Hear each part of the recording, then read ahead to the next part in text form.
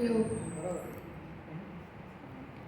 एक संग्रहित कविता आहे ती वाचणार आहे मी. आणि थोडी त्याला पार्श्वभूमी अशी आहे की आत्ताचा काळ आणि पूर्वीचा काळ. तर आत्ताच्या काळात आपण आता जे जगतो आहे ते पर्यावरणाला, एकूणच मानवी जीवनाला कितपत योग्य आहे याचा सगळ्यांनीच विचार करायची वेळ आली आहे असं मला वाटतं. आणि ही कविता लिहिली आहे चंदना उत्तेकर ठाणे यांनी आणि लोकमत सखी मंचाला ती कविता आलेली. तर ती अतिशय खावली म्हणून मी ती संग्रहित ठेवली आणि असं वाटलं की आता इथे ती वाचावी. चान्स मिळाला म्हणून आजी आजोबा ग्रुप आणि यांचं आभार.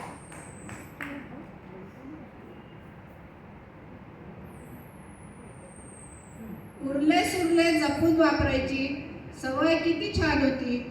आयुष्य साधंच होतं तरी मजा काही औरच होती. तोडकी मोडकी कंपास पुन्हा जोडून वापरत होतो. झिजली जरी पेन्सिल तरी टोपण लावून लिहित होतो. तुटलेला पुन्हा पुन्हा स्प्रिंग बदलून वापरत होतो. एकच पेन खूपच जपून रिफिल करून वापरत होतो. जुनीच पुस्तके वर्तमानपत्राचे कव्हर घालून वापरत होतो. तुझी पुस्तकं दे बरं मला, तुझी पुस्तकं दे बरं मला असं आधीच 1 वर्ष सांगून ठेवत होतो. जुन्या वह्यांची कोरी पानं दाभण वापरून शिवत होतो. जुन्यातूनच नाविन्याचा आनंद आम्ही घेत होतो. सायकलच्या जुन्या टायरची गाडी आम्ही चालवत होतो. सायकलच्या जुन्या टायरची गाडी आम्ही चालवत होतो.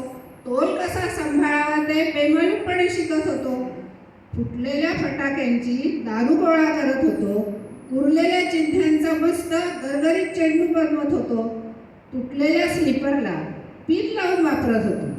ध्येयासाठीच न थांबता अथक पावले टाकीत होतो. लहानपणी आम्ही फुटलेल्या बांगड्याही नाही वाया घालवल्या. दगडाचा बच्चू आणि त्याची लगोरी खेळत होतो. फाटलेल्या गोधडीला ठिगळ लावून सजवत होतो. उरलेल्या कापडांना धाग्या दोऱ्यांचं साधन घालत होतो.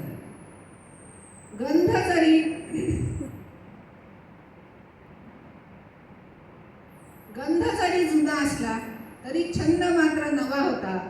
काटकसर आणि बचतीचा संस्कार चिरकाल होता.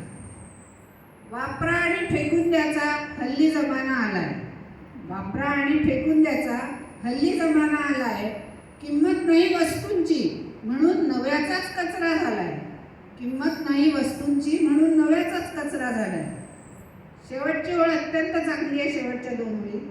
सुई धागा हरवला.